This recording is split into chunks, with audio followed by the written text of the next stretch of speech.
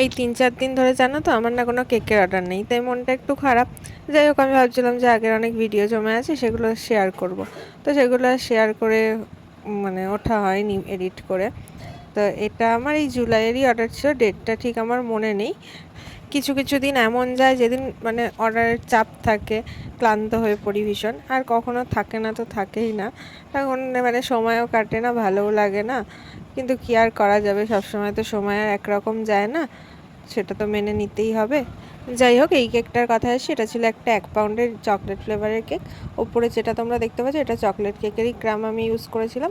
তো কি হয়েছিল জানো তো, ওই ক্রামটা আমি মানে রাখতে ভুলে গেছিলাম বেক করার সময়, পুরোটা দিয়ে এই কেকটা করে ফেলেছিলাম। তারপরে আমার একটা কাপ কেকের অর্ডার আসে, ওটার সাথেই একবারে বেক করে নিয়েছিলাম। তো ফুলগুলো আমাকে ক্লায়েন্টই দিয়ে গেছিলো, আমার পাড়ারই একটা ফ্রেন্ড অর্ডার করেছিল কেকটা। এই বর্ষার সিজনে ভালো রোজ পাওয়া একটু চাপেরই।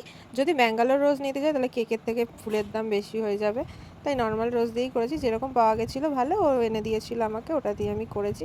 খুব একটা খারাপ লাগছিল না, ভালোই লাগছিলো। তোমরা দেখে জানিও কেকটা কীরকম লেগেছে। আর টাপ কেকের ফটোটাও আমি তোমাদের সাথে শেয়ার করে দিলাম। ভিডিওটা ভালো লাগলে লাইক কমেন্ট শেয়ার করে দিও।